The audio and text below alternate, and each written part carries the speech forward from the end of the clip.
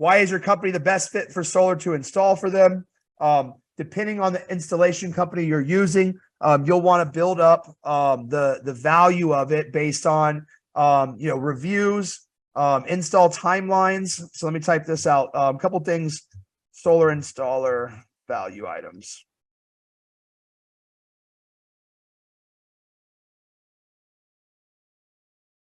So timelines would be number one. So this will vary by region, by city. I mean, even you just take a place like Arizona, Phoenix has 90-day permit times and Mesa has same day. You take a place like Texas, right now, all of Texas is decentralized as far as permitting. It's something that can happen, within a day. Sometimes they have over the counter. However, Governor Abbott out in Texas just announced that they're looking at bringing more regulation to Texas. So that, right now an installer may have a 10-day install time, but it may go to, 3 months once that happens. So a lot of install times are really based upon the city. So you need to know a baseline, to know if they have good timelines or not. Like a 90-day timeline in Phoenix is great, but just because it takes 90 days to get a permit doesn't mean suddenly the solar company should take 270 to install. So there's going to be baselines with whatever area you're in. If you're in a Miami, Florida, it's probably going to be a lot slower than if you're in, Dallas, Texas, because you have hurricanes and all the inspections and things like that, versus Texas is the wild, wild west. And it's like, oh, look, you think you could throw solar up? Okay, go ahead and give it a try. So understanding your individual regions, your markets, and then knowing what that standard, baseline timeline is, and knowing if that can be a value prop if it is beating standard. Okay. Number two, quality of install / quality of install equipment or process. So if there's something unique about it, especially as a roofing company, it'd be something that you'd want to say. It's one of the things that, when we talk to homeowners, it's, hey, as the roofer, we're gonna come back out and do a final inspection to make sure it was installed the right way, because that's my roof. They may be using quick bolt installation equipment instead of a generic brand that comes with a longer warranty or a better shape of the equipment that diverts water or doesn't hold water. So there's a lot of just like in roofing, there's tons of different items and products that can add value if they're using it. Okay, let's see. Number three, length of warranty / coverage. So typically there's two types of warranty when it comes to solar install. You have your just a regular workmanship of the install itself, and then you have a roof penetration warranty. And so the solar install itself is saying, usually covers like electrical, if you didn't wire the panel right, if you didn't, put the railings on the correct way, etc. And so most companies will do a 25-year on that. But the one that's really important, especially as a roofing company, is the roof penetration warranty. And so that is exactly what it sounds like. Is a roof penetration warranty is where they actually affix the solar to the roof. And so where they penetrate the roof.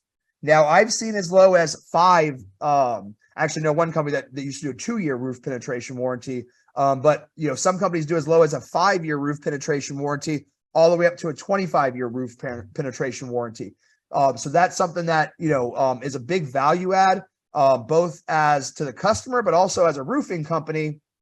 If that solar has a 25-year roof penetration warranty, that means that, the roofing company is not going to be liable, for those leaks in the future. So it gives, peace of mind to the homeowner and to the company. All right. Number 4, products used. All right. So we've done previous Pitch Pro Movement calls that have talked about the different materials, the different technologies, whether it's the microinverters versus standard inverters or the different panels. But some are American made, some have 25-year warranties, some have 30-year warranties. So just like when you're selling a roof or building out a roof presentation, that would be something that you'd want to talk about on the roofing side. Same thing on the solar side, understanding what the value is of what you're offering. There are, just like with shingles, you know, you have your base model, you know, your Oak Ridge, then your duration, then your presidential. They have the same in panels as well. It's not as clear cut as you know, where like every shingle has, you know, your 3 lines and, you know, your different lines that, you know, whether it's ICO or OC or GAF, it's like, okay, that's the entry model, that's the step up, that's the presidential. It's more so with brands in the solar space. So you might have, I mean, there's 20 plus kind of entry level brands, and the one thing you want to look for is always make sure it's a tier 1 panel. Tier 1 panel is what's required to be tax credit eligible. But it's kind of misleading in the sense that there's a ton of tier 1 panels, and there's a ton of difference from the worst tier 1 panel to the best tier 1 panel. Okay, so in brands, typically, if you haven't heard of them, that's going to be kind of your bottom of the lower tiers. There are a couple that have premium panels within their offerings, but most of the panel companies offer a standard panel that goes somewhere from 85 to 90% degradation, which means after 25 years, you're going to do it's going to be 85% as effective, 85 to 90. But there are other panels out there that do that have an increased life expectancy. So the other big thing with your typical tier 1 panel is a 25-year panel. But I was talking to a solar company yesterday, and they have this new Maxion panel that's a 40-year panel. So we're finally starting to see some luxury or some premium panels starting to hit the residential market because the cost has come down some. In the past, these premium panels were strictly reserved for commercial applications, kind of similar to roofing, where you kind of see the higher end stuff on more commercial buildings and residential. But you're starting to see that with panels now. So biggest thing to just understand is make sure it's a tier 1 panel, 85 to 90% in 25 years. But if they do offer a premium panel, a really popular brand right now is REC Alphas. That is a premium panel. For instance, that panel is at 94% efficiency after 25 years versus 85 to 90%. They also have a longer manufacturer's warranty as well. So there are premium panels that are starting to come out now, but if you're a sales org, you're going to be kind of limited to what your company's using. So products used may be a value add. It may be something that you kind of move through if it's not a huge value add. All right. So the final thing with the solar installer value add that you can bring to the table is efficiency items. Efficiency items / tech. So a lot of companies are moving towards this now, where they're doing whole home electrification is the kind of the buzzword, but it's